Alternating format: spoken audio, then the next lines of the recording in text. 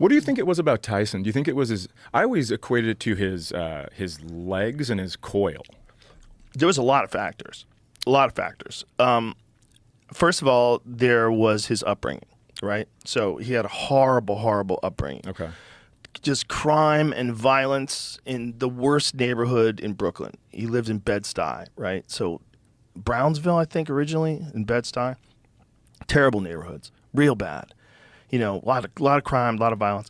And then at 13 years of age, he gets adopted by this guy, Cus D'Amato, who's one of the greatest boxing minds of all time. And he's also a hypnotist.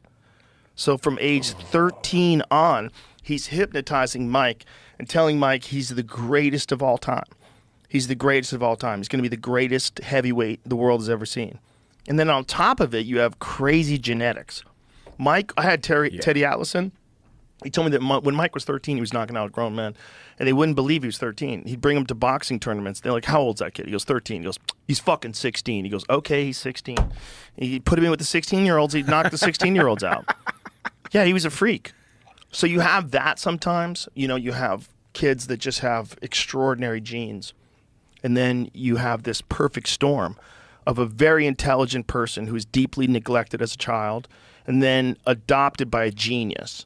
Not just a boxing genius, but a genius in terms of psychology and life and philosophy, and he understood war, and he was a war historian, and he was a boxing historian, and he was also managed by this guy Jim Jacobs, excuse me. And Jim Jacobs had Jim Jeffries tapes, or James Jeffries. He had Jack Johnson and Jack Dempsey. He had all the film footage of fighters that some of the greatest boxers of all time. Willie Pep, Floyd Patterson. He had all this old footage on reels.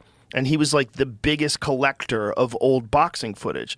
And Mike was being managed by him. So Mike would sit there all day and watch Jack Dempsey fight, watch Jack Johnson fight, watch Stanley Greb, watch these old killers. These guys that existed, decades ago, and no one gets a chance to see them. Because, we're talking about 1980.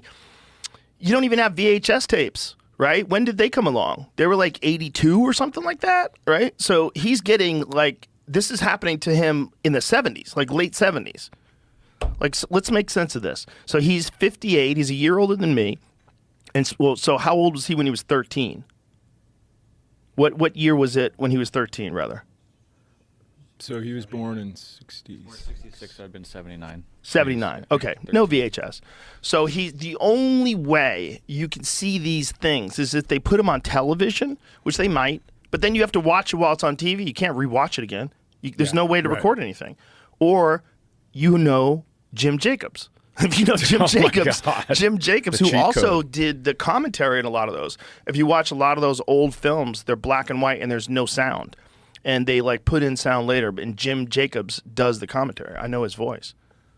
And he was a genius too. And they had this incredible convergence of all these things that created Mike Tyson in 1986, when people were like, holy shit. Yeah. When he would walk out there with no bathrobe and just fucking he was a perfect creation of the universe. The universe, all the factors that would come into play that make something super special all came in his. To be a boxing champion, it could not have had a better convergence of mind, talent, background, and then the people that were influencing him. Yeah, he was wild.